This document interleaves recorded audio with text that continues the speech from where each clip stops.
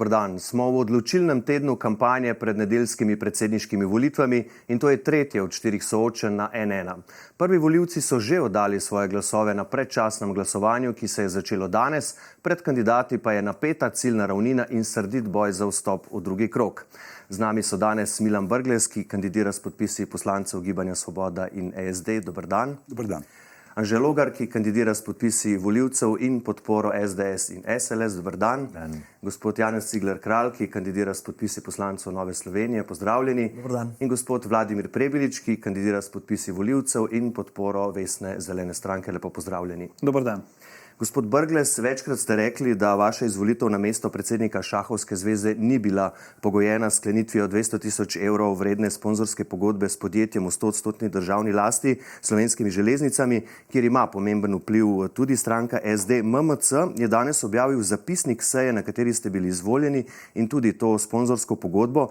Iz obeh dokumentov izhaja, da ne drži, da vaša izvolitev ni bila pogojena s sklenitvijo te sponzorske pogodbe. Mirko Bandelj, nekdanji generalni sekretar vlade iz časov LDS, ki je član upravnega odbora Šahovske zveze, je sodeč potem in je vodil to sejo, je sodeč potem zapisniku dejal, da so sponzorji vezani na izvolitev vodstva po predlogu upravnega odbora. Kandidat upravnega odbora za predsednika ste bili pa vi. Pa tudi iz sponzorske pogodbe izhaja odložni pogoj, ki je, da občni zbor Šahovske zveze, torej sponzoriranca, izvoli novo vodstvo in sicer po predlogu upravnega odbora. Še enkrat, kandidat upravnega odbora ste bili vi. Gospod Brglez, sklenitev 200 000 evrov težke sponzorske pogodbe državnega podjetja je bila torej pogojevana z vašo izvolitvijo in sodeč potem ne drži, kar ste govorili do zdaj. Povsem drži, kar sem govoril do zdaj. Sam nisem sklenil te pogodbe, za to pogodbo nimam nič, nisem tudi podpisan na njej, nisem pogojeval celotne zadeve. Je pa upravni odbor pogojeval, tudi iz zapisnika to izhaja. To ni moja stvar, to je stvar Šahovske zveze, ampak tisto, kar je pa problem pri celotni zadevi, da se škoduje slovenskemu šahu. Torej, z pogodbo nimam nič. Pokažite mi moj podpis. Pokažite mi moj podpis. Lejte, pogodbe niste podpisali vi, ampak generalna sekretarka, torej sekretarka Šahovske zveze, ampak tudi same sponzorske pogodbe izhaja točno to, o čemer govorim. In glejte, ključni problem je v tem, da ima SD, iz katere prihajate, pomemben vpliv v državnih Slovenskih železnicah. Iz krogov SD je pomočnik generalnega direktorja in se zastavlja vprašanje, ali gre za delitev denarja iz državnega podjetja po politični liniji in ali bi kakšna druga zveza društev, ki ne bi imela politika za predsednika, lahko prišla do takšne sponzorske pogodbe. Ne vem, vprašajte druge zveze, na kak način pridejo do svojih sponzorskih sredstev. Vam se to ne zdi? Pravim, da sam sem bil nagovorjen strani upravnega odbora, da kandidiram. Kandidiral sem s programom. V programu ni bilo nikakršnega pogojevanja. Je pa odložni pogoj v sponzorski pogodbi, ne? Veste, jaz te pogodbe nisem ne pogajal, ne podpisal, ne karkoli, nimam z njo nič. In ne povezujte me s tistim, kar nisem v tistem času ne mogel ne vedeti, ne karkoli drugega. Ampak niste vedeli za to? Ne, seveda nisem vedel. Kako naj bi vedel? In tudi potem, ko ste dejansko prevzeli vodenje same zveze, se vam to ni zdelo nič spornega? Nisem šel niti gledati te pogodbe.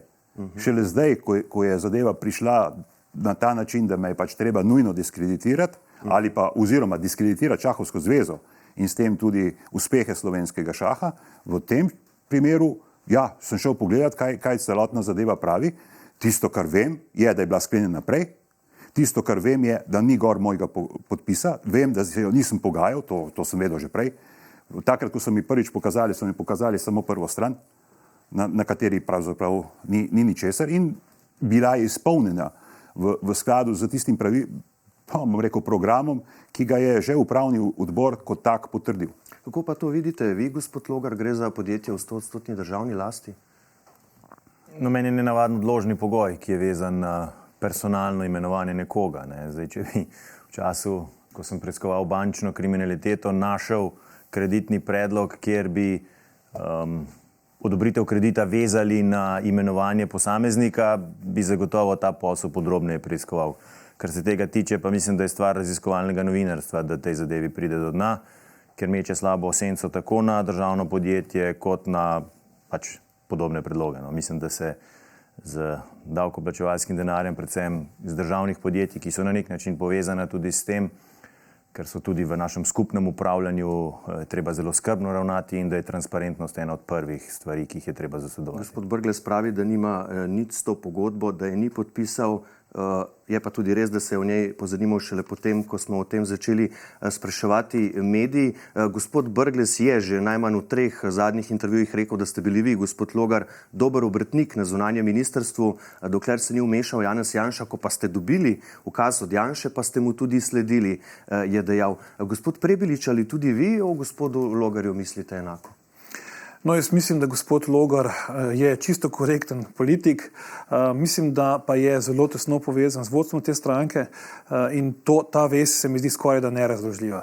Glede na to, da je celotno kariero zgradil znotraj te stranke in da je ta stranka seveda tudi pomagala marsikje in marsikdaj, da je zasedel položaj, jaz mislim, da gre tukaj za določeno navezo in osebno seveda težko pristanem na dikcijo, da gre za popolnoma neodvisno kandidaturo. Gospod Logar, vi pravite, da ste ponosni na svoje dosežke. Vas te besede gospoda Brgleza potemtakem užalijo? No, če komu rečeš, ki je zunanji minister, da je obrtnik, potem verjetno gre za neko osebno želitev. Zdaj ne vem, zakaj moraš tak izraz uporabiti za zunanjega ministra.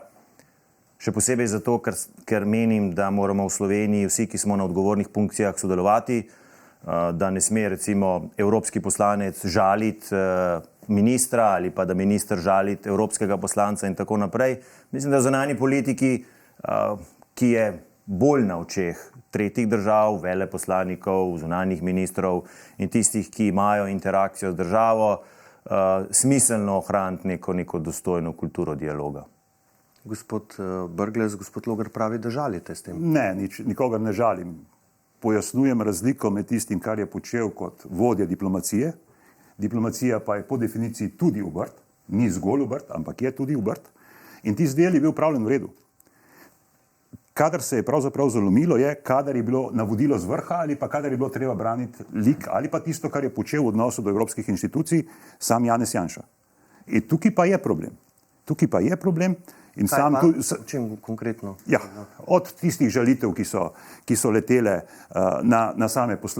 na recimo poslance Evropskega parlamenta. Katere želitev? Same poslanke, kako se že piše, na odbor Intveld, recimo. Katero želitev pa sem izrekel? Ne, da ste vi izrekel. Ja. Ko je bilo treba braniti to, kar je Janez Janša naredil v odnosu do nje. Kje sem pa branil? Ja. Ste jo branil v bistvu v našem parlamentu, če nekje druge ne. Kdaj, kje?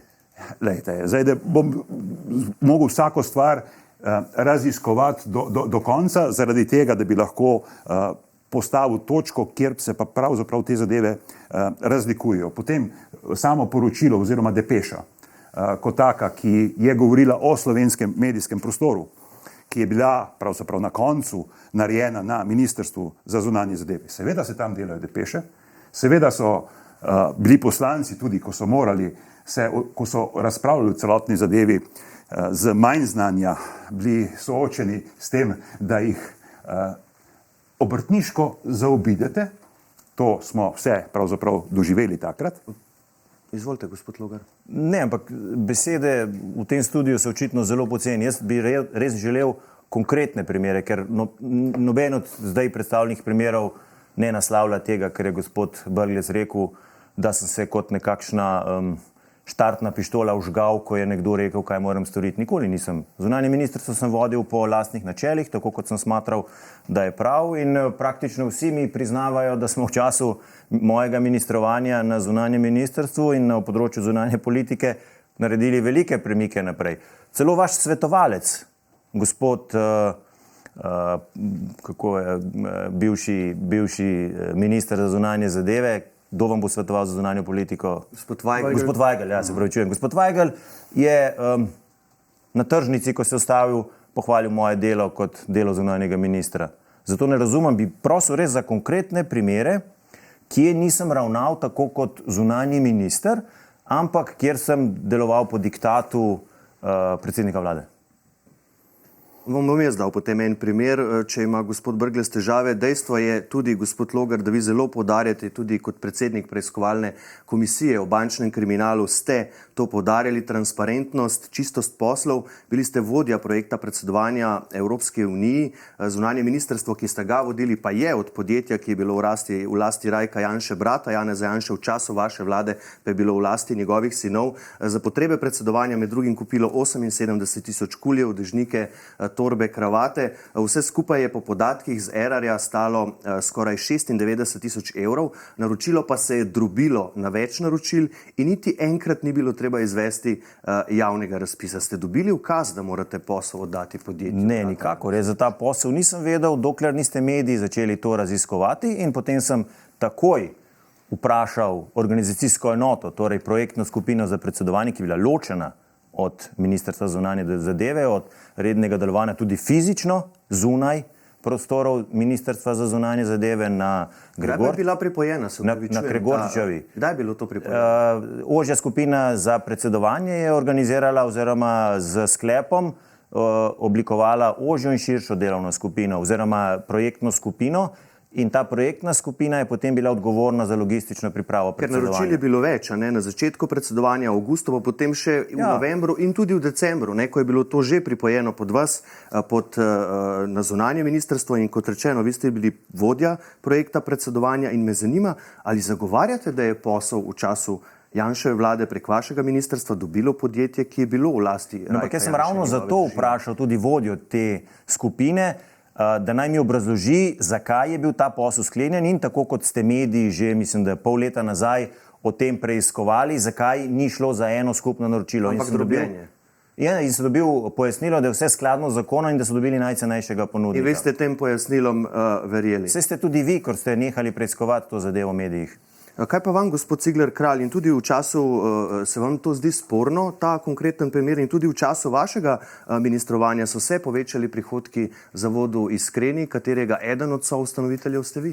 Poglejte, oba z kolegom Logarjem imava izkušnjo biti ministra v preteklih 2 letih in pol, in minister se seveda ne ukvarja z zadevami, s katerimi se ukvarjajo drugi, ki so za to pristojni, z nekaterimi naročili generalni sekretariat, z drugimi drugi sodelavci. Kar se tiče zavoda Iskreni, sem se, lahko rečem, zelo transparentno že pred najavo kandidature za ministra umaknil iz vseh organov. Ampak gospa iz vašega kabineta je pa odločala o tistih sredstvih, v tistem razpisu, gospa Softič, ki pa je bila iz vašega kabineta, pa je bila v tej komisiji, ki je izbirala in je v bistvu tudi izbrala zavod Iskreni. O sredstvih je odločala izbirna komisija. In veste, da pri evropskih sredstvih, pri črpanju evropskih sredstev gre za zelo, zelo natančne postopke, ki so podvrženi tudi več stopnjam nadzora, in ne nazadnje so poleg zavoda Iskreni dobila sredstva tudi, mislim, da 15 ali 17 ostalih organizacij. Vsaka organizacija je dobila toliko, za kolikor je zaprosila, in še nekaj je pomembno, ta sredstva so bila namenjena konkretnim projektom za lajšanje stisk in težav, travm, ki so nastale zaradi epidemije COVID. Mi smo se samo želeli čim hitreje na to odzvati, kaj naj bi naredil. Ali naj bi zavod Iskreni, s katerim dejansko v resnici nisem imel nobenih povezav in niti nisem odločil, tudi sam sem se izločil iz postopka odločanja, torej tudi nisem podpisal odločbe, ali naj bi njih zavrnil z njihovim programom, če jih je komisija spoznala za primerne oziroma njihov projekt za primeren, ki bo odgovoril na te stiske. Pa še nekaj, na koncu je seveda nekdo prijavil zadevo KPK-ju, in o tem se pa ni toliko poročalo, da je KPK čez nekaj mesecev izdal jasno odločbo in mnenje, da ni bilo kršeno načelo integritete. Glejte, predsednik je moralna avtoriteta in tudi sami poudarjate v svojih nastopih, zato so vaša ravnanja v preteklosti pomembna, da jih seveda razčiščujemo. Gospod Brglez, v javnih nastopih pravite, da obsojate in obžalujete povojne poboje, da pa zavračate državno obeleževanje kolaboracije. Če je odhajajoči predsednik Pahor v kaj vložil ogromno svoje energije in časa, so to prizadevanja za spravo. Ampak če pa prav razumem vas, vi kot predsednik, če boste to postali, na spominsko slovesnost v Kočevski Rok ne boste šli. Ja, bom ponovil zopet svoje stališče, ki je zelo jasno. Državniško je možno slaviti narodno-osvobodilni boj brez revolucionarnega nasilja. Državniško ni možno slediti katerekoli oblike kolaboracije. Povojni poboji so obžalovanja vredni, obsojanja vredni, to sem že 1000-krat povedal. Vse žrtve, torej vsi naši, si pa zaslužijo dostojen pokop. Mislim, da je tukaj tista rdeča črta, ki jo je treba jasno in glasno povedati. Ne govorim o spravi tudi zaradi tega, da je bolj sprejemljiva pozicija, govorim o pomiritvi glede tega in mislim tukaj narediti še kakšen korak naprej, simbolen, majhen, ne mislim pa, da bom šel preko teh rdečih črt. Mogoče mi niste slišali, ampak vprašanje je bilo, ali boste kot predsednik, če boste izvoljeni, šli v Kočevski rok ali ne? To je bilo vprašanje. Sem hodil že na tudi obeleževanja povojnih pobojev. Tiste, na katerih sem hodil, bom hodil tudi naprej. Hodil bom tudi na, bom rekel, maše za državo, če bom povabljen in podobne zadeve, ker za spoštovanjem vere nimam problema, ampak da vam ponovim. Torej, obeleževanje narodnoosvobodilnega boja brez revolucionarnega nasilja je nekaj, kar je del državnosti. Ne more biti katerakoli oblika kolaboracije in povojne poboje absolutno potrebno obsoditi. Če se pa hočejo pogovarjati tisti, ki zanikajo na eni strani fašizem in nacizem in na drugi strani povojne poboje, pa se naj.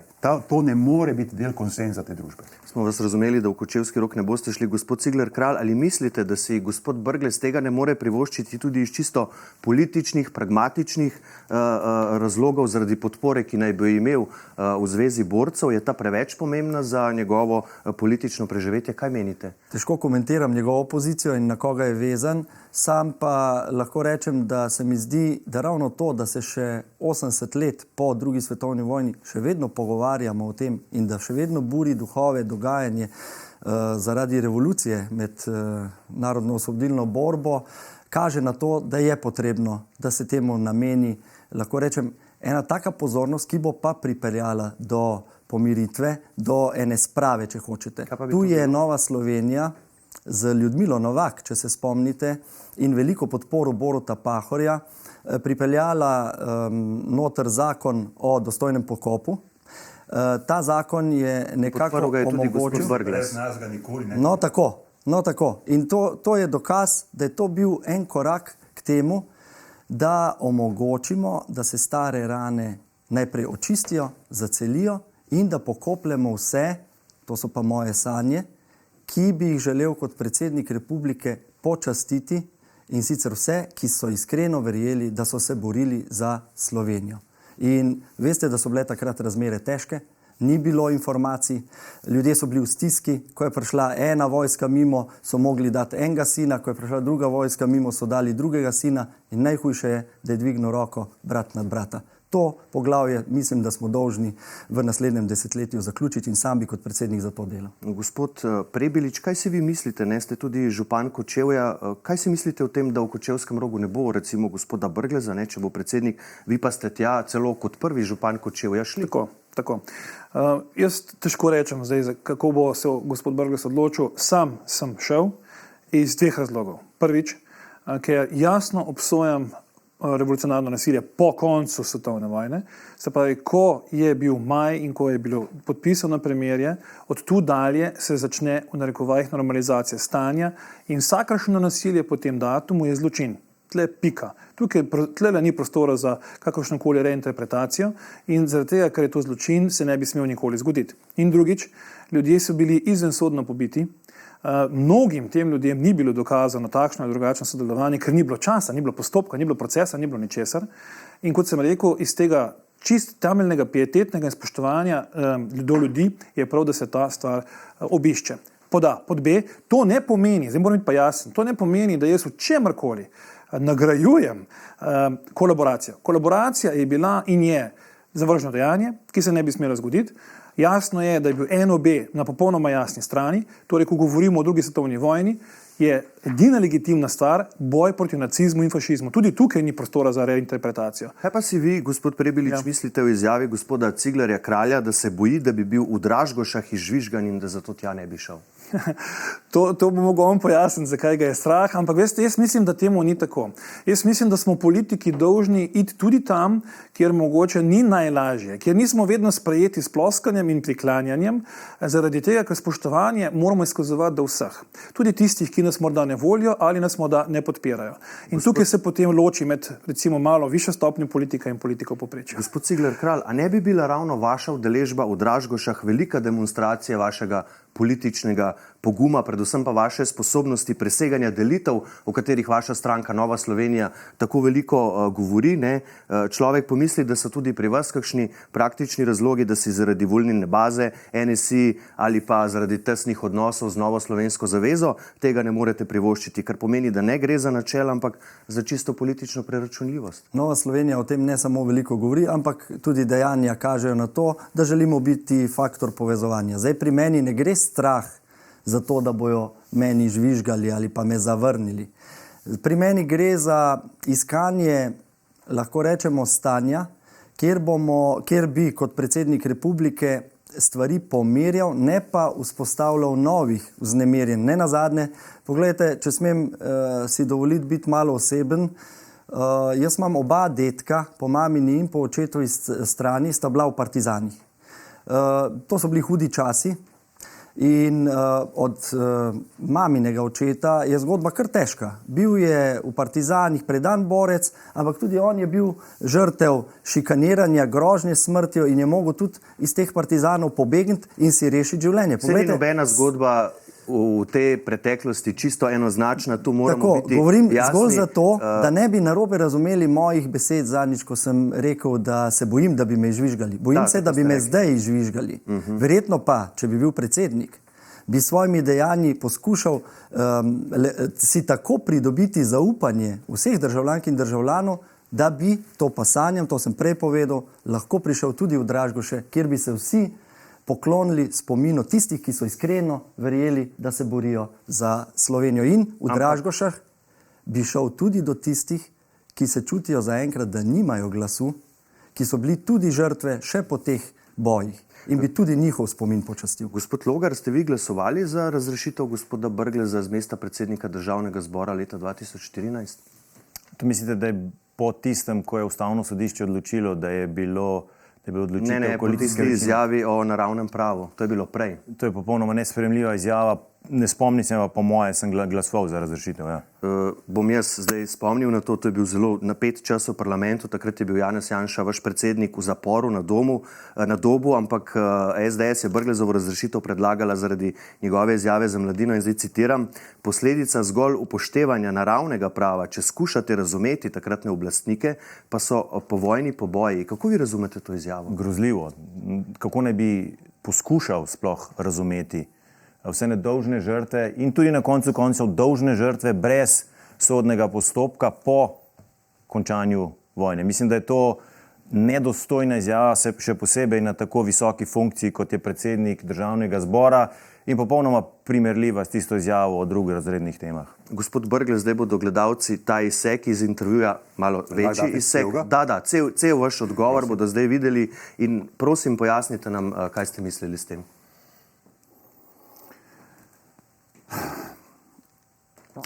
Tisto, kar je bilo osnovno, je bila razlika med pozitivnim pravom in naravnim pravom, kot dvema vidikoma prava, kjer nikoli ne smeš samo na eno stran interpretirati zadeve. Zloraba pozitivnega prava, torej procesnih pravil, ki jih pozitivno pravo omogoča, je prihod nacistov na oblast. To je dejstvo. Zloraba na drugi strani naravnega prava je pa lahko to, kar je bilo tukaj narejeno. Takrat pojma zloraba še nisem uporabljal, dejansko pa je ta pojem zlorabe potem postal aktualen, ko mi ga je priznalo, ko sem ta pojem uporabil tudi samo Ustavno sodišče v primeru samih referendumov. To edina pomanjkljivost je bil ta košček, samo ta košček, zloraba namesto raba, ampak raba vedno vsebuje tudi zlorabo. Mogoče sem se izrazil intelektualistično, ampak mislim, da zadeva kot taka stoji zloraba. Ja, zloraba samega pojma je v bistvu uporaba zgolj moči za to, da narediš karkoli hočeš. Slišala sta pojasnilo, vi ste bili takrat poslanec, vi ste bili tudi takrat že v Novi Sloveniji. Gospod Cigler Kralj, sprejemata to pojasnilo, morda najprej gospod Cigler Kralj? Meni se zdi, da pri nedolžnih žrtvah ni prostora za kakršnokoli razlago. Nedolžne žrtve so nedolžne žrtve in pika. In meni se zdi nedostojno potem z nekimi intelektualističnimi razlagami ali pa iskati pot ven pri razlagah tega. Kdor je bil izvensodno pobit, je bil izvensodno pobit in to je treba obsoditi. Civilizacija, naša država se je odločila, smrtni kazni nimamo, mi smo tako visoko razviti na tem področju, da je treba to samo kratko obsoditi. Gospod Logar?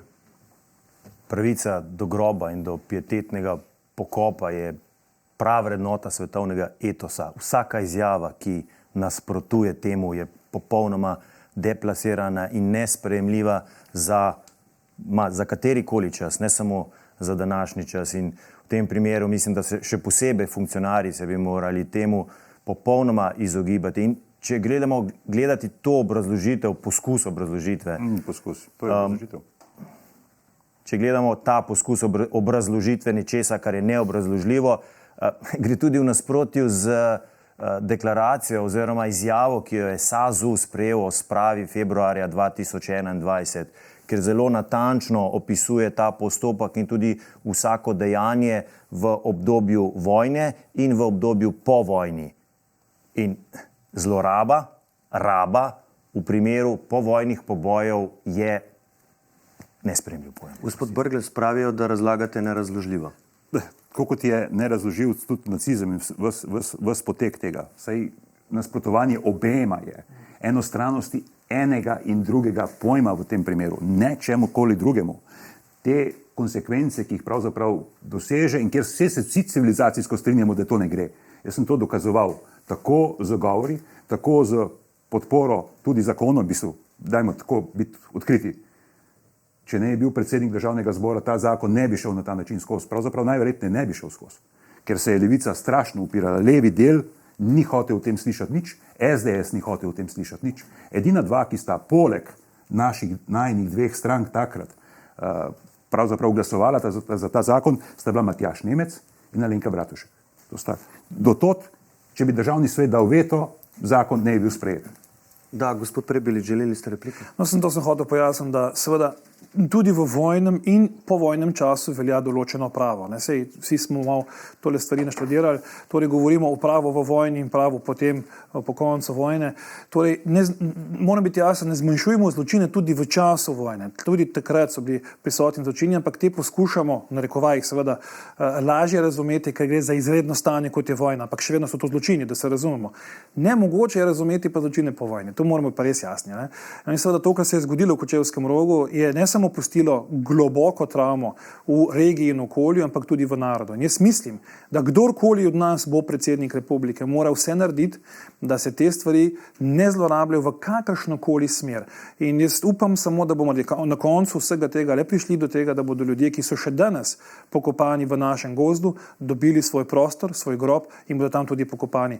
Veste, zakon je bil že nekaj let nazaj sprejet, ne? Še danes so kosti tam, kjer so bile. In o tem bomo tudi še v nadaljevanju.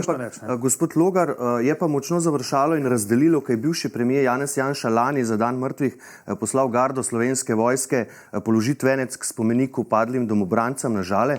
Bi vi kot predsednik republike storili enako? Prej sem že povedal, da je pravica do groba, pravica in vrednota svetovnega etosa. Vsak ima pravico do groba in spoštovanje tega mislim, da je tudi načelo, ki ga nosi predsednik republike, predsednik vlade ali kdorkoli drug. In če so pokopani na Žalah, seveda mislim, da predsednik vlade lahko podeli ta venec. Kaj pa vi kot predsednik republike? Jaz kot predsednik republike bi opravljal vse tiste dejanja, ki so namenjena pietetnemu spominu na žrtve. A je to? Kar je storil gospod Janša? Je to? Jaz bi ravnal skladno za tradicijo. Dobro. Kaj pa v Dražgoše bi šli? Vse sem rekel, jaz bi se udeležil vseh dogodkov, ki so namenjeni pietetnemu spominu na umrle in prispevajo k spravi. Pa je dogodek v Dražgošah tak, oziroma še enkrat vprašanje, morda ga niste dobro slišali, bi šli tja ali ne? Še enkrat. Udeležil se bom vsakega dogodka, ki je namenjen pietetnemu spominu na žrtve in prispeva k spravi. Dobro, ne odgovorite, gremo naprej. Očitno je pot do sprave tudi 77 let po koncu druge svetovne vojne še vedno zelo kompleksna. Ob koncu te teme samo še eno vprašanje zelo pomembno. Prav v teh dneh se zaključujejo izkopi v še enem množičnem grobišču v jami pri Macesnovi gorici v Kočevskem Rogu. Zdaj vidimo tudi posnetke od tam. V njej ne bi bilo okoli 3000 izvensodno pobitih, od tega približno 1500 Slovencev, med njimi tudi domobrancev. Komisija vlade za reševanje vprašanj prekitrih grobišč želi te žrtve pokopati na ljubljanskih Žalah, a je ljubljanski župan Zoran Janković proti. Pravi, da na Žalah ni prostora. Podpirate stališče ljubljanskega župana ali bi mu svetovali, da te žrtve pokoplje na največjem slovenskem pokopališču, gospod Prebelič? Jaz mislim, da je prav in še enkrat se bomo vrnili na začetek, da se pokoplje ljudi dostojanstveno. Še enkrat, bili so izvensodno pobiti, nikomor niso uspeli dokazati, ker za to ni bilo sodnega procesa, da so krivi, kar so bili obtoženi in umorjeni. Vi ste tudi nekako se zdaj ponudili, čeprav vem, da bi lokacijo našli v vaši občini, ampak vprašanje je bilo, ali bi svetovali ljubljanskemu županu, da... Ne bom jasen, popolnoma jasno je, da bi mu svetoval, da se to uredi na način in obsegu, kot se spodobi do teh ljudi. To je najmanj, kar lahko država naredi. Še enkrat govorimo o zločinu. Mogoče samo kratka replika, prej, ko je bilo vprašanje okrog domobrancev in pa poklonov. Veste, v vojnem času tisti, ki so padli na drugi strani, to ni enako kot poboj v Rogu. Dajmo to razumeti. Torej, nasvet bi bil ne. Nikakor ne. Ne bi bilo potrebno poslati gardo, kamor jo je gospod Janša poslal. Mislim celo, da ne soditja, ker na ta način dejansko se poskuša pa revidirati zgodovino. Torej, gospodje, ki so se borili na drugi strani, padli na drugi strani za svojega sodelavca, v tem primeru nacista, potem seveda to ne more biti ista kategorija, kot ko govorimo o pobojih, izvensodnih pobojih v našem Rogu. Gospod Cigler Kralj, tudi vi ste bili del te vlade, lahko odgovorite na to, kar ste ravno kar slišali in tudi glede tega, kar se dogaja v Ljubljani, kjer pač župan ne dovoli pokopa na Žalah. Torej, glede garde in poklonu domobrancem. Kot sem rekel, takratni čas je bil težek. Jaz mislim, da družine in fantje niso imeli informacij, kako, za koga in kdo. Odgovornost vodstva domobranskega gibanja zaradi prisege nacizmu oziroma Hitlerju je nepopravljiva. Ampak nisem vas tega vprašal, lahko še glede Žal in pokopa to, kar... Glede Žal je pa zame nerazumljivo, zakaj župan nasprotuje najprej pokopu posmrtnih ostankov romskih otrok in žensk. To je bila ena velika nerazumljiva zgodba in zakaj nasprotuje, da bi nekje na Žalah dostojno pokopali tudi posmrtne ostanke vseh teh iz Macesnove gorice. Sam sem bil dvakrat kot minister za delo, lahko rečem, v Rogu pri tem breznu in moram reči, da je pretresljivo, ko sem polagal venec in ko sem v par trenutkih tišine tudi nekako se spomnil in počastil spomin na nje. Gospod Logar, vi ste že kar nekaj let v vrhu ljubljanskega mestnega odbora SDS, imate kar, bom rekel, napete odnose z županom. Najbrž ste tudi to zgodbo spremljali, jo spremljate, vaše stališče? Pravijo, da je morišče v Macesnem Rogu še hujša zgodba kot Huda jama. Jaz si to, ker sem obiskal Hudo jamo, že tako težko sploh predstavljam. In zagotovo bi županu svetoval, da omogoči pokop teh, mislim, da preko 3000 trupel zverinsko pobitih, brez sodnega, torej izvensodno zverinskih pobitih na ljubljanskih Žalah. In mislim, da bi gospod Janković z enim takšnim dejanjem največ naredil za spravo v Sloveniji in omogočil, da svojci, tisti, ki ne vejo, kje so njihovi starši oziroma stari starši, lahko na ta način se tudi poslovijo. Gospod Janković in tudi direktor podjetja Žale pravita, se je spominski park Teharje bil narejen prav za to. Gospod Brglez, bi vi ljubljanskega župana spodbudili k temu, da dovoli ta pokop v Ljubljani? Vendarle tudi gospod Dežman iz komisije te vladne pravi, da je vsaj 100 pobitih v Breznu pod Macesnovo gorico prihajalo z območja današnje mestne občine Ljubljana. Najprej ločevanje, ki je ključno. Tisti, ki so bili po vojni pobiti, je ena kategorija, tisti, ki so padli kot domobranci, je druga kategorija. Vsi si zaslužijo dostojni pokop, vsi si zaslužijo obeležje in vsi si zaslužijo mesto, od koder bo možno da se tudi svojci poklonijo. To je absolutno jasno in zdaj pa, kaj pa naj predsednik ob tem naredi, je pa drugo vprašanje. Vsekakor mora se pokloniti tistim, ki so bili po vojni pobiti. Tukaj ni nobene dileme. Mora se pokloniti partizanski strani, na drugi strani. Kaj pa to, kar sem vas vprašal? Da se bom povedal. Tisto, kar mora predsednik narediti, je pravzaprav rešiti to vprašanje. Del rešitve tega vprašanja je seveda tudi pogovor z ljubljanskim županom. Tako glede tega vprašanja, kot najverjetneje tudi glede vprašanja pobitih Romov in priznanja Porajmosa. Tukaj mora pa slovenski narod priznati Porajmos. Tukaj gre pa za hujšo zadevo. Da genocidne zadeve niso prisotne samo kje druge. Najverjetneje se moramo vprašati, zakaj je našega naroda sin tudi oziroma rodu Odilo Globočnik. Mi imamo številne zadeve, ki jih moramo iz zgodovine lepo, pametno postaviti, da si ne naložimo mogoče pa prevelikega bremena. Pa pokop v Ljubljani? Ne, vse sem rekel. Isto moramo pomagati iskati, mesto mora biti jasno. Bomo šli en stavek, pa potem gremo naprej. V Macesnovi Gorici je večina žrtev Slovenk in Slovencev za razliko od Rokočevskega roga. Torej gre za naše ljudi in če kdaj si tukaj zaslužijo, da se ta stvar res reši. Saj 1500, spoštovani kandidati, plača funkcionarjev, tudi predsednika republike, bo v zelo kratkem času predmet razmisleka in razprav na vladi. Namreč v pogajanjih z javnim sektorjem tudi zdravniki, ki so v pogajanja vstopili tako, da so napovedali stavko, je vlada odpravila plačni strop in bodo lahko najbolje plačani zdravniki in drugi javni uslužbenci s časoma prišli do 66. plačnega razreda, v katerem bo drugo leto tudi predsednik republike, ki je zdaj v 65. razredu in ima dobrih 5600 evrov osnovne bruto plače. Trenutno pa je razlika med najvišjo možno plačo javnega uslužbenca in predsednika 8 plačnih razredov oziroma okoli 25%. Gospod Brglez, vi ste že izjavili, da je plača predsednika republike del sistema plač v javnem sektorju in da se vam to, citiram, zdi primerno. Po informacijah NN sicer še ni jasno, ali bo vlada dvignila tudi plače predsednika vlade, predsednika republike, premijeja, poslancev, ministrov. Kot rečeno, pa bodo pogovori o tem zagotovo tekli. Gospod Brglez, ali mora biti predsednikova osnovna bruto plača višja od osnovne bruto plače najbolje plačenega javnega uslužbenca, recimo zdravnika, tako kot je zdaj, in za koliko? V teh zadevah ne bom sodil sam, to je stvar izvršne veje oblasti, o tem se res ne mislim ukvarjati. Tisto, kar je meni bolj važno je, da bo minimalna plača v prvem razredu, da moramo priti tja. V nasprotnem primeru ne bomo mogli v bistvu tega sistema pravzaprav rešiti. No, ampak gre pa za načelno vprašanje. Vse razlike pridejo potem na podlagi tega. Gre vendarle za načelno vprašanje vrednotenja dela in odgovornosti. Ali mora imeti predsednik republike višjo osnovno bruto plačo, kot recimo najbolje plačani zdravnik, ali pa je njuno delo po odgovornosti lahko enakovredno, kar bi se zgodilo, če se plače funkcionarjev ne bi dodatno povišale? To je stvar politične odločitve. Pokoraval se bom tistemu, kar bo sprejela večina v državnem zboru in kar bo pravzaprav na koncu predlagala vlada. Ne plediram za to, da je treba to plačati kakorkoli več, tudi nisem šel kandidirati zaradi plače.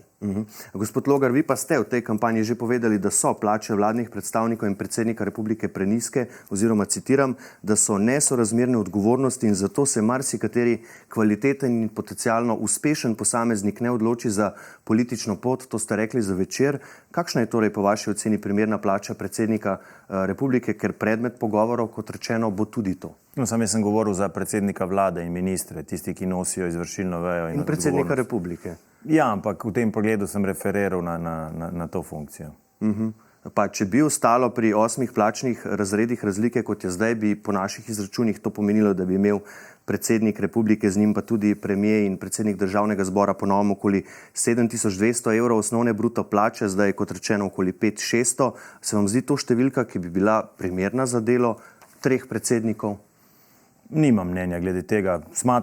Menim, da predsednik vlade in ministri za svoje delo, ker so res maksimalno obremenjeni, bi si zaslužili višje plače, zato ker mislim, da je to nek standard, ki je uveljavljen. A predsednik pa ni maksimalno obremenjen? Ne, se pravim, da tu sem tudi osebno udeležen, glede na to, da sem kandidat in ne bi želel referirati, zagotovo se ne bi oglašal na teh temah.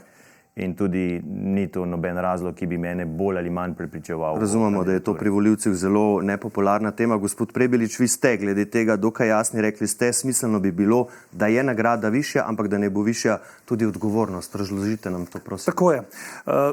Jaz stojim na stališču, da ni samo vprašanje, kako visoka nagrada je, ampak kakšno delo je upravljeno za to nagrado. Torej, ugotavljam, da je vse premalo odgovornosti vezano na tisto nagrado, ko jo nekdo dobi. Jaz bi si sam želel, da bi kdorkoli že bo upravljal to funkcijo in tako naprej, da bo potem dejansko odgovarjal za svoje dejanje. V slovenski politiki pač se zdi, da temu ni tako. Uvodoma ste lepo ugotovili, da nenadoma neka stopnja demence nastopi po nekaterih stvareh. To ni dobro. Se pravi, jaz mislim, da če hočemo imeti mi transparentno politiko, potem mora nekdo tudi prevzemati odgovornost za svoje dejanja in nedejanja. In takrat seveda je vprašanje nagrade mogoče malo manj pomembno, ker škoda, ki nastane zaradi recimo nedelovanja ali napačnega delovanja, je bistveno večja, kot je sama nagrada funkcionarja. Sicer pa sam osebno dobivam, če smem to povedati, 1096 evrov plače kot župan. Ker ste nepoklicni župani in ste še zaposleni na fakulteti za družbene vede. Hočem povedati, nisem in nikoli ne bom kandidiral za kakršnokoli funkcijo zaradi tega, da bi kaj imel tega, ampak da se kaj popravi v naši državi. Gre za vprašanje odgovornosti in primerne nagrade, zato o tem se pogovarjamo. Gospod Cigler Kralj, vi ste pa iz Nove Slovenije, kjer se vztrajno zavzemate za višje plače za vse, torej tudi za predsednika republike. Prvič, denar ni ključna kategorija ali pa ključen izziv glede predsednika republike. To mislim, da smo se vsi strinjali. Drugič, Nova Slovenija spodbuja našo družbo, tako kot na nekaterih drugih področjih, da se končno enkrat odločimo, ali želimo vabiti v politiko ljudi, ki so sposobni, ustvarjalni, ki bojo tudi razmislili, da bi namesto, v gospodarstvo vstopili v politiko. Če jih želimo, jih gotovo v enem delu stimuliramo tudi z dostojnimi, ne bom rekel visokimi, ampak dostojnimi plačami za to odgovornost, ki jo imaš. Mislim, da je ključno vprašanje v državni upravi ali pa v politiki pri nas višina plače ministrov, predsednika vlade in pa recimo županov. To so tisti, ki so najbolj podplačani. Konec koncev smo s kolegom Logarjem izkusila prve 3 mesece najnega ministrovanja za 2000 evrov neto mesečno. In mislim, da lahko gledalke in gledalci sami presodijo, kakšna plača je to za odgovornost, ki jo pač minister v tistem času nosi. Ja, kot rečeno, sta bila ministra v prejšnji vladi. Ministrica za javno upravo Sanja Ajanović-Hovnik je v petek po pogajanjih z zdravniki rekla, zdaj bomo to tudi videli, citiram, novembra podpisani dogovor, ki je bil delno realiziran, je povzročil veliko škode. Gre za tako veliko škodo, da bi na tem mestu veljalo razmisliti, ali bi bil kdo zrel za ovadbo z odškodninsko in kazensko odgovornostjo. Zdaj, po informacijah N1 se bo ministrica o morebitni vložitvi ovadbe posvetovala z državnim odvetništvom. V mislih pa ima tu predvsem bivšega zdravstvenega ministra Poklukarja in tudi svojega predhodnika Boštjana Koritnika. Govori pa o zvišanju plač medicinskim sestram, tudi do 6 plačnih razredov, kar je po njeni oceni popolnoma porušilo razmerja v javnem sektorju. Zaradi covida si novembra lani nihče ni upal javno nasprotovati takšnemu dvigu plač medicinskim sestram. Je pa dejstvo, da so drugi sindikati javnega sektorja samo čakali, da se sproži plaz, kar se zdaj s Fidezovo grožnjo stavko tudi je. Se vam zdi, gospod Logar, da je bila to odgovorna ali demagoška politika? Jaz takrat v tistem času res nisem spremljal dogovarjanja. Mi smo predsedovali Svetu Evropske unije in sem sam se 100% ukvarjal s predsedovanjem in vodenjem zunanje politike. Ampak vlada je vendarle kolektivni organ. Ja, razumem, pa ima tudi svoje resorje, ker vsak minister upravlja svoje delo in ga upravlja verjetno po svojih najboljših močeh in predstavi stališče. Ampak vaša vlada je sprožila plaz, zaradi katerega sedanja ministrica razmišlja celo o ovadbi. Kaj hočete reči, da je zdajšnja vlada tako nesposobna, da ne zna na novo postaviti sistema plač v javnem sektorju, ali pa bo vendarle držalo, da ste ta plaz sprožili v času vaše vlade, vedoč ali pa misleč, da se vam z njim po volitvah verjetno ne bo treba več ukvarjati?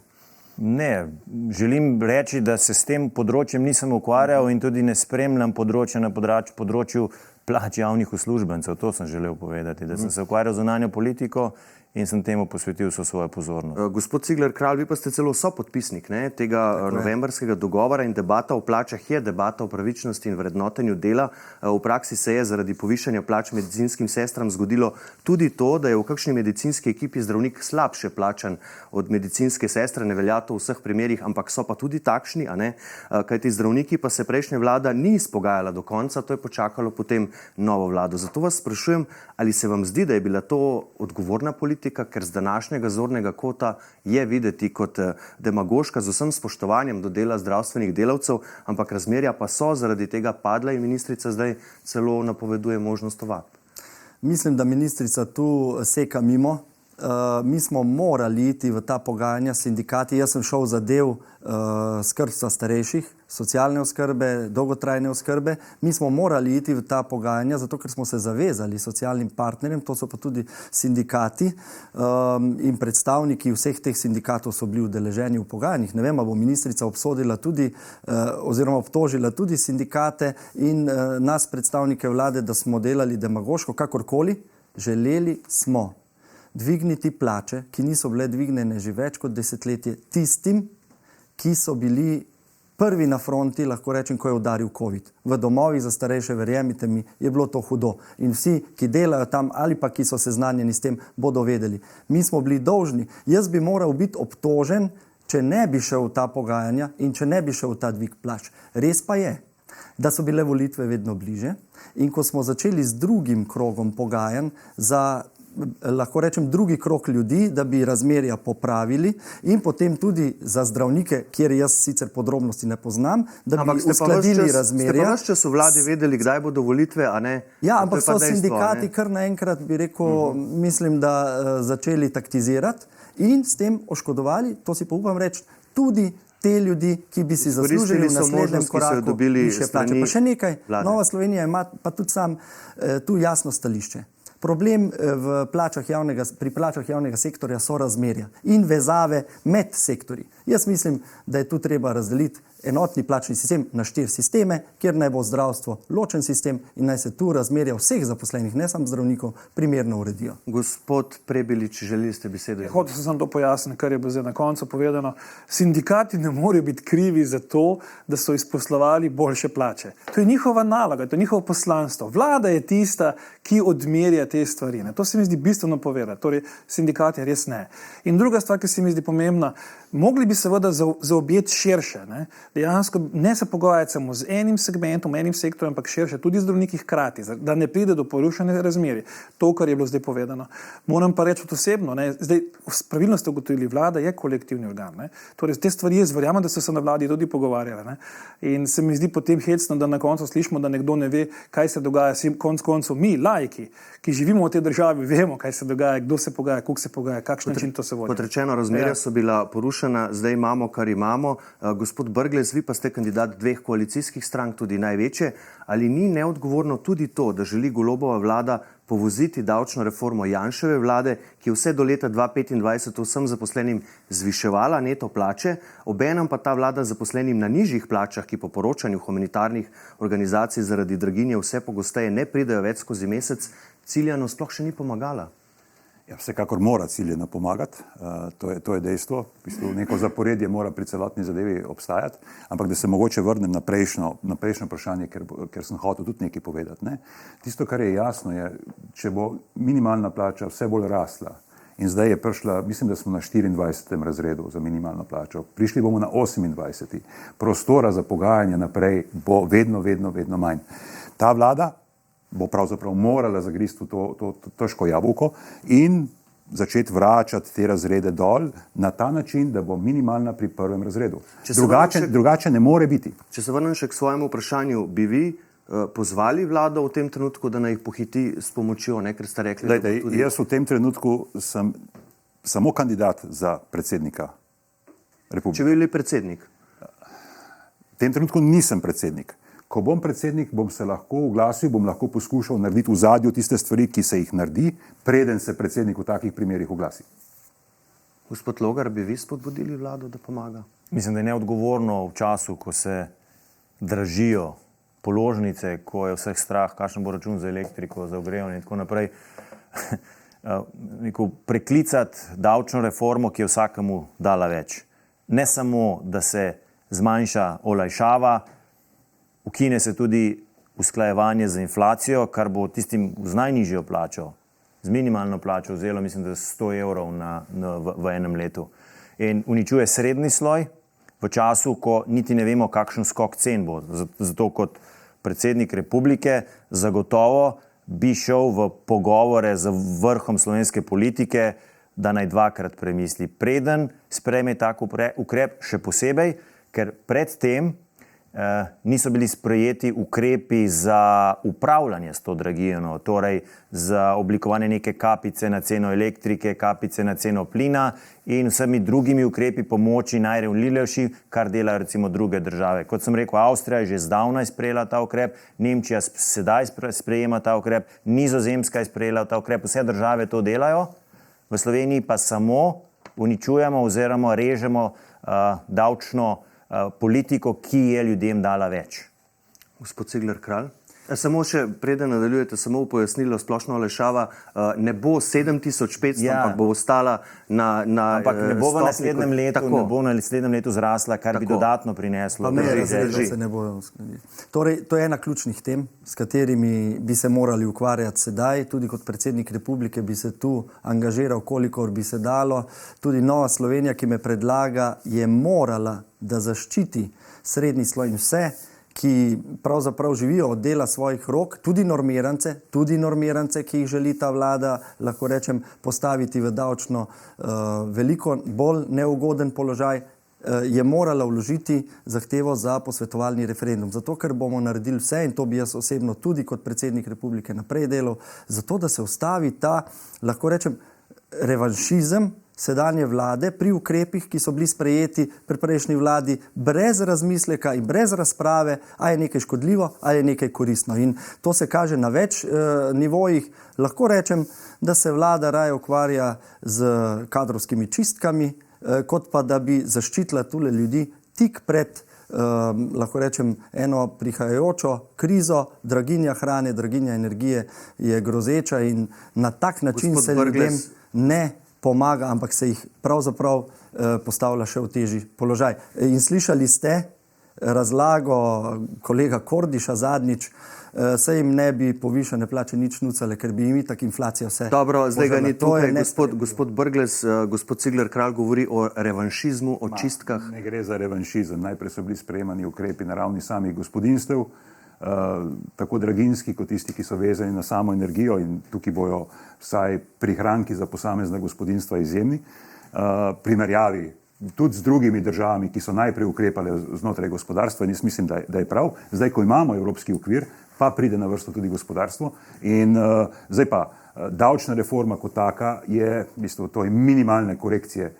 Potrebujemo celovito davčno reformo, ki bo šla tudi v to smer, ki si jo nekateri od vas želite. A pomoč vlade se vam pa zaenkrat zdi zadostna, gospod? Vsaj na ravni samih gospodinjstev se mi zdi ta trenutek še zadostna. Najverjetneje bo potrebno nekatere zadeve še dopolniti, kar praktično počnejo. Praktično popravljajo zakone kar naprej. 100 evrov za tiste z minimalno plačo, ni kar tako, ni kar si ga bodi, da ga lahko vržeš iz mize. Mislim, da je to pomembno, ki bi jim davčna reforma prinesla. Pomembno za naslednje leto.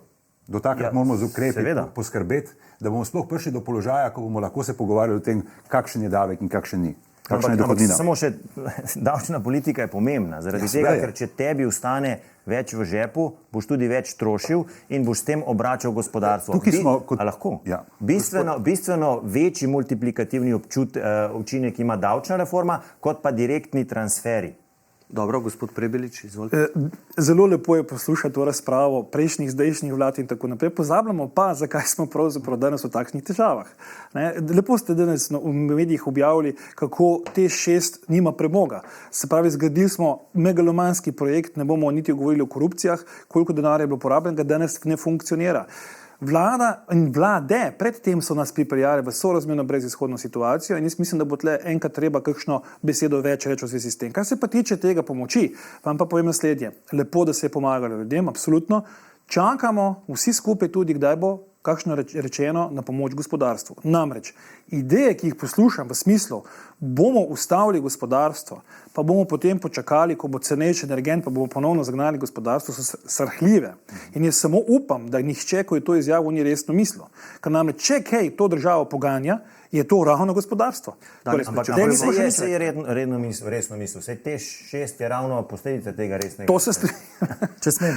Prvi primer tega. Pričakujemo še danes sporočilo Evropske komisije v zvezi z omejitvijo cen. Zdaj gremo pa naprej. Spoštovani kandidati, ena najtežjih situacij, v kateri se lahko znajde predsednik republike, je, če mora razglasiti zakon, s katerim se ne strinja ali celo meni, da je neustaven.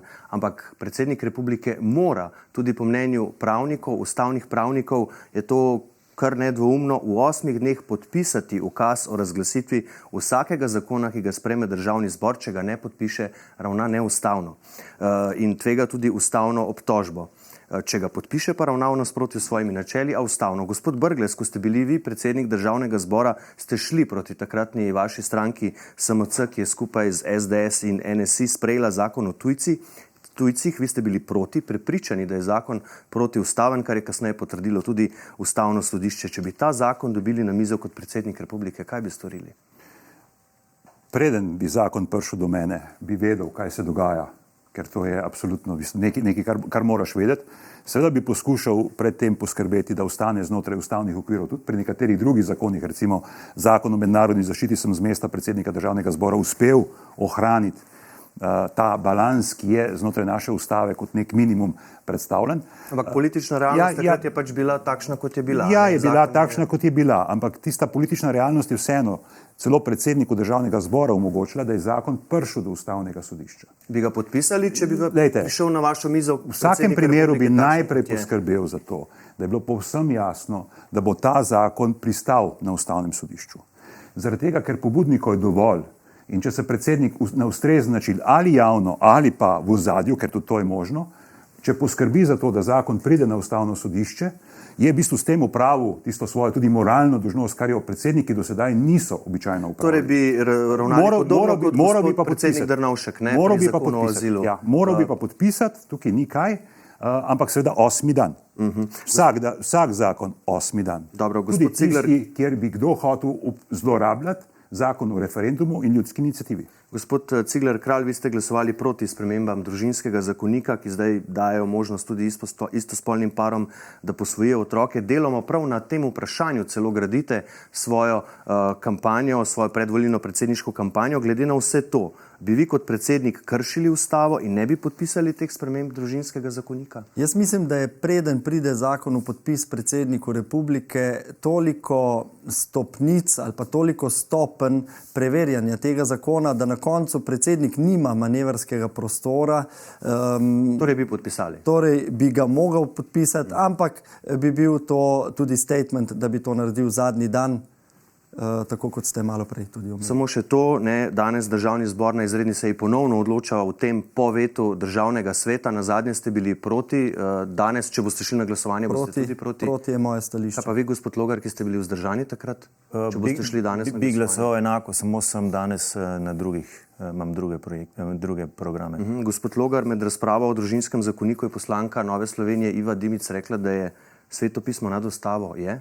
Ne, ustava je najvišji akt. Gospod Cigler Kralj, je Sveto pismo nad ustavo? Gospa poslanka je tudi razložila, da je zanjo tudi ustava najvišji pravni akt, ki ureja naše skupno življenje. Moramo pa razumeti kolegico Dimico. Ona je premagala raka in je gotovo Sveto pismo dajalo duhovno moč za ta boj in je v žaru razprave o družinskem zakoniku to tudi rekla, bilo je še marsikaj drugega izrečeno. Torej smo si na jasnem, ustava je najvišji pravni akt, ni nič nad njo. Gospod Prebelič, kakšnega zakona pa vi ne bi nikoli podpisali, čeprav bi to pomenilo, da bi s tem kršili ustavo? Težko se zdaj spomnim neke materije, takole na pamet, ampak bi pa dodal nekaj. Torej, če bi prišel nek zakon na mizo, ki eklatantno ni ustaven, bi prej, kar je bilo povedano, naredil vse, da bi prišli do ustavne presoje, da bi ugotovili, ali je temu res ali ne. Če bi imel jasna zagotovila, kljub temu in ne bi uspel priti do ustavne presoje, bi tvegal tudi ustavno obtožbo. Torej ne bi podpisali? Ne. Ustavna presoja šele potem, ko zakon. Ja. Ne more biti prej. Kaj bi pa vi naredili? Ne more biti prej, ker 8 dni. sej. Ne more biti prej. Torej, ker ne more biti prej in če bi imel jasno zagotovilo pravnikov in strokovnjakov, da kljub temu ta zakon še vedno ni ustavno dober oziroma krši ustavo, bi tvegal sam sebe in svoj položaj in ne bi podpisal zakona. Gospod Logar, je kakšen zakon, ki ga vi nikoli ne bi podpisali, čeprav bi to pomenilo, da s tem kršite ustavo? To je ena od teh ključnih točk mojega programa, kjer sem jasno povedal, da bom aktiven predsednik republike vseh državljank in državljanov in da bom aktiven v svojem delu že od začetka, kar pomeni, da bi v primeru, da se parlamentarna razprava nakazuje v smeri, da bo nek zakon, ki je popolnoma nesprejemljiv, oziroma ima tudi elemente protiustavnosti, bi se že v začetni fazi vključil najprej v dogovarjanje vrha slovenske politike, ker nameravam ta forum institucionalizirati, potem pa tudi z posameznimi poslanskimi skupinami, zato da bi se temu izognili. In verjamem, da je predsednik republike... Podprli, ne? Prosim? Takrat ste zakon o tujcih vi podprli, ne? Ja, in pravim, da bi... neustaven potem. Jaz se takrat sem bil poslanec, zdaj govorim v primeru predsednika republike. In bi v primeru tega, da sem prepričan kot predsednik republike z ustreznimi argumenti lahko vplival formalno in neformalno na to, da bi bil zakon tak, da ga na koncu podpišem. Zdaj smo v sklepnem delu, preden zaključimo še nekaj kratkih vprašanj v tem odločilnem tednu pred dnevom glasovanja.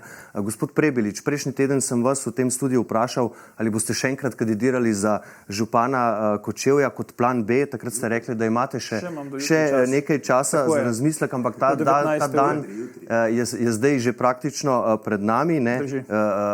Zdaj že veste, če boste vložili to kandidaturo? Še vedno do 19. ure, v četrtek imam čas in vam bom to tudi sporočil. In skratka do zadnjega se boste v tem... To mi zakon tudi omogoča. Ja, gospod Brglez, kako vi gledate na to taktiziranje gospoda Prebiliča? Je to pošteno do volivcev ali ne? To bo mogel on odgovoriti svojim volivcem. No, ampak vas vprašam, ne, glede na to, da gre očitno za neko... Ne bom komentiral v tem kontekstu, mislim, ni mi ta zadeva tako ključna v tem trenutku. No, ampak vi ste se morali za to, da ste dobili podporo Gibanja Svoboda, odreči funkcijam v vaši stranki, kar je logično. Ostali pa ste evropski poslanec. Meni je to logična zadeva. Vsi dosedanji, ki so kandidirali... A dovolite, da vam vprašanje postavim. Je premier Golob od vas zahteval, da se odrečete tudi funkcije evropskega poslanca? Ne, njemu nikoli ni prišlo nič takega na pamet. Mogoče je bila še kakšna druga zahteva, ampak vsekakor... Kakšna pa? Neumna z političnega vidika. Kakšna? Zdaj nas pa sploh zanima. Ne, v bistvu recimo, da ko prideš do teh takih pogajanj, lahko dobiš tudi do idejo, pa ne nujno on, ampak ljudje v stranki njegovi, da mogoče pa bilo dobro, da nisi sploh poslanec socialnih demokratov. To je pa zdaj vprašanje identitete, o katerem se pa res ne mislim pogajati. Je pa povsem logično, je pa povsem logično, da ne moreš imeti visokih funkcij v eni stranki, če predstavljaš oziroma si skupen kandidat dveh. Ne vem, kolikrat moram to pojasnjevati, ker je to najbolj logična zadeva na tem svetu za politični prostor.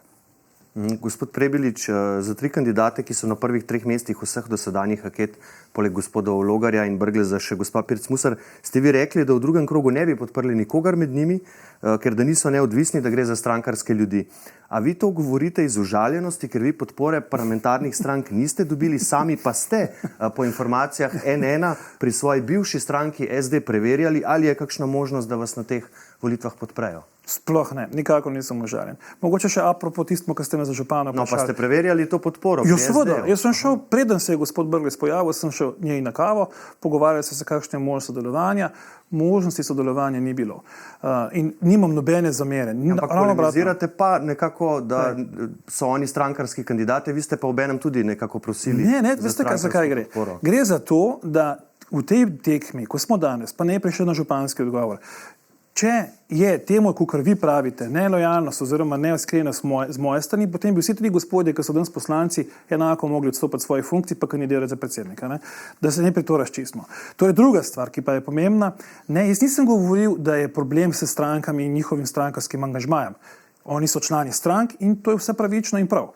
Menim pa, da je prišel v tej specifični momentu čas, da dobimo nekoga, ki ne bi bil član stranke, ker vidim funkcijo predsednika na tej stopni, da bo lahko povezoval ta 2 strankarska bloka v naši državi. Prej ste lepo slišali, kakšne zgodbe se nam dogajajo v preteklosti in tega si želim. Ne verjamem pa, da lahko ti si član stranke, izvoljen kot član stranke in enakopravno obravnavaš vse tiste, ki prihajajo z drugega strankarskega spektra. To je tisti moj pomislek. Dobro, gospod Logar, kaj bi na tem mestu rekli tistim, recimo bolj sredinskim volivcem, ki pravijo, da bi vas v nedeljo volili, ampak vas ne bodo, ker ste član SDS in ne zaupajo, da pri morebitnem predsedovanju državi ne boste izvrševali ukazov Janeza Janše. Zakaj? Ker jih kljub svojemu distanciranju od stranke skozi celotno to kampanjo očitno niste prepričali, da ste pri svojem odločanju samostojni.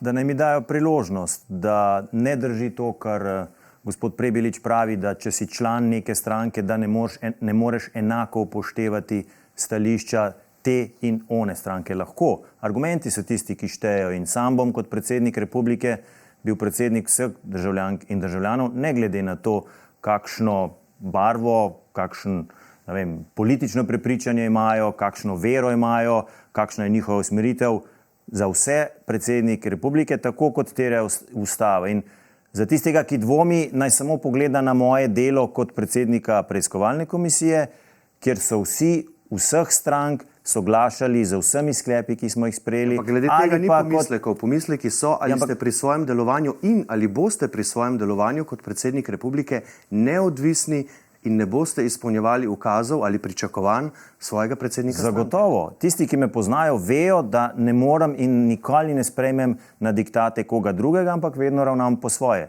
Tudi zato sem se odločil, da grem kandidirati za podpisi volivk in volivcev, torej samostojno kandidaturo, in tudi zato je moja kandidatura in moja kampanja popolnoma ločena in moja stališča, ki jih predstavljam, ter program takšen, kot sem ga sam napisal, oziroma skupaj s sodelavci Romano Jordan in ostalimi, za katere smatram, da so tisti, ki imajo znanje in izkušnje in lahko prispevajo k razvoju Slovenije. Tu bi še enkrat spomnil, da je podjetje Rajka Janše dobilo posel z zunanjim ministrstvom pod vašim vodstvom. Gospod Cigler Kralj, vas je...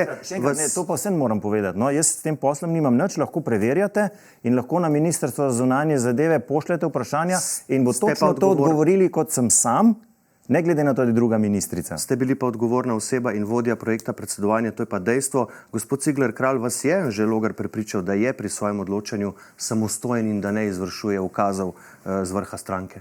Jaz ne bom drugih kandidatov komentiral, lahko pa rečem, da mislim, da nimamo druge možnosti, kot da gledalkam in gledalcem rečemo, da vsi skupaj prosimo za zaupanje, da bomo na tej funkciji predsednika republike naredili vse, kar je v naši moči, da bomo sledili temu, čemur bomo prisegli, če bomo izvoljeni. In mislim, da je tu treba obrati drugo pot, da je treba utrjevati zaupanje v to, da človek, ko postane predsednik republike, zmore in zna dati interes države in vseh državljank in državljanov na prvo mesto. Sam bi to po zgledu nekaterih dosedanjih tudi naredil, kar se mi zdi najbolj pomembno, da greš iz svoje identitete, iz svojih vrednot nasproti vsakemu in mu daš občutek, da si tudi njegov predsednik republike. Gospod Cigler Kralj, je pa dejstvo, da je drža Anžeta Logarja v tej kampanji odprla prostor za vašo kandidaturo, tako je razumeti tudi vašega predsednika Tonina, in zdaj imamo v bistvu situacijo, ko NSI, ki večkrat ali pa predvsem zadnja leta zelo poudarja svojo sredinskost, na teh volitvah nagovarja konzervativne volivce, kandidat s podporo SDS in njen član, poslanec pa sredinske volivce. Je k temu kaj dodati, gospod Brglez? V bistvu, tisto, kar bi hotel dodati, je v bistvu, ja, vsi pričakujemo neko zaupanje od ljudi, ampak je pa po mojem bistvena razlika. A si z dosedanjim delom že pokazal, da si tega zaupanja vreden ali ga nisi? Jaz mislim, da sem za svojo prakso, tudi v odnosu do tistih, katerih član sem bil, dokazal, da na točki ustavnosti se ne pogajam z nikomer in se nikoli ne bom z nikomer pogajal. Še kratke misli o tem za konec, gospod Logar. Kot sem dejal, bom predsednik vseh državljank in državljanov. Gospod Cigler Kralj? Ja, jaz sem vstopil v to tekmo kot jasno profiliran desno-sredinski kandidat in tudi nagovarjam vse, ki so jim te vrednote blizu, da izberejo to pot. Hkrati pa širimo možnost demokratične izbire in to se mi zdi dobro. Predvsem bi pozval ljudi, da grejo res v čim večjem številu na te volitve in odločajo o svoji prihodnosti. Gospod Prebilič? No, mislim, lahko zaključim na način, od teh prisotnih sem samo jaz iz mojega TRR-ja plačal svojo volilno kampanjo in to je razlika, ne? Ko mora z lastnimi viri financirati politično kampanjo, nisi nikomu nič dolžan. Strinjam se, ljudje ne pridejo v čim večjem številu volj, to bi bilo super zaradi legitimnosti kogarkoli, ki bo izvoljen.